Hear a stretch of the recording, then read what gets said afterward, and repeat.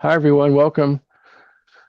Welcome to first timers and reviewers both. Welcome to Dimensional Mind Approach. As you can see from my flip chart here, and I'm going to underline this linguistically and tonally and with markers as we go through our 5 weeks. Dimensional Mind Approach, aka DMA, is the work of Robert Fritz. Now, I have to tell you a little bit about Robert Fritz. He's still doing stuff. One of our students went to Mexico to do some stuff with him recently.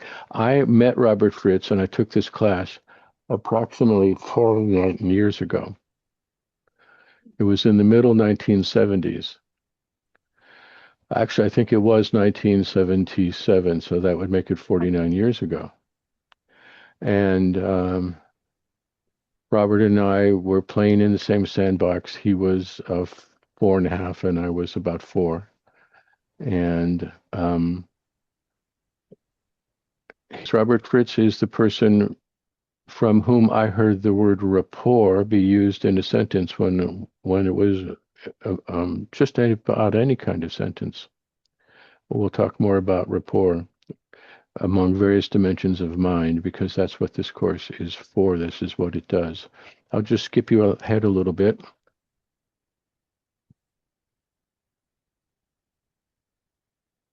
Because we're going to be right into this very, very, very quickly here. I have to do a little bit of preamble.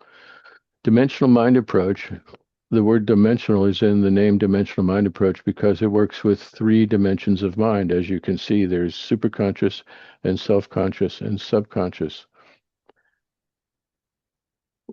When I went to the intro that Robert Fritz was doing one night, it was at SF State. It was in the summer of 1977, I think. And it was incredibly hot, and it was in a basement meeting room in the SF State Student Union without any air conditioning. So it was kind of unpleasant. But Robert was amazing. And he said, "How many people here think that life is about solving problems? Raise your hand." And so everyone kind of knew not to do that, but a few people raised their hands anyway. And he said, "Life is not about solving problems. Life is about creating." And then he said, "Who wants to know the secret to creativity?" And we all raised our hand on that one. And then he was writing on a blackboard. The whiteboard had not been invented yet. Just imagine that. It was a dark time, really, for most people. Here's the secret of creativity. You make stuff up. Okay. And then he began to talk about rapport among those 3 dimensions of mind, meaning that each of them, and we're going to be doing some reading this evening that describes self-conscious, subconscious, and superconscious, and begins to present how they interact with each other, and they're designed to work together. And that if things are out of balance among these 3, then life is a lot more complicated or a lot more frustrating than ideally it ought to be. But more about that later. So,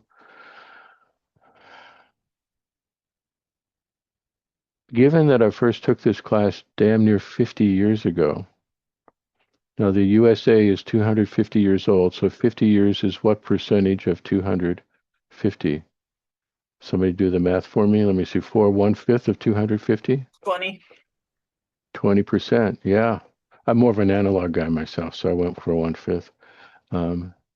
Yeah. So I took this class 1/5 of the time ago that this country has existed. How about that? And I have been using it and being with it and working with it, and sometimes not using it very often, but getting it out when, guess what? When I was in a pickle of some kind, right? And reality really needed to be different. We're going to introduce you to this really refined, really elegant, incredibly economical, and I don't mean that just in financial terms. I mean that in terms of time and energy. As he introduced to DMA, Robert Fritz said he described how he had traveled all over the world for years. And as he traveled around the world, he had spent time in ashrams and monasteries and in mystery schools and in 1970s self-help things that California was full of then. He's from Boston, by the way, actually across the river. in Cambridge, and in case you ever meet him, he's a Massachusetts chauvinist of the first order. Um, he came to California a few times to kind of check out. I was working for his little operation in California for a while, kind of check it out, but he didn't like it here very much at all, as far as I could tell. By the way, I tried to introduce him to the founders of neurolinguistic programming a few years later, and I think they got into a big fight. I'm not sure. Their memory really is I've repressed it or blocked it out. Um, he traveled all over the world to in these various institutions of spirituality and metaphysics. And what he said about it was that he learned three things. One, they were all really, really valuable, each of them. Second, that they all required lots of energy, lots of time, and lots of commitment. And third, because of the first two requiring, or the second one requiring time and commitment, they were all fundamentally un-American. So he put together a dimensional mind approach for us Americans. Because again, it is elegant. We'll just let that sit right there.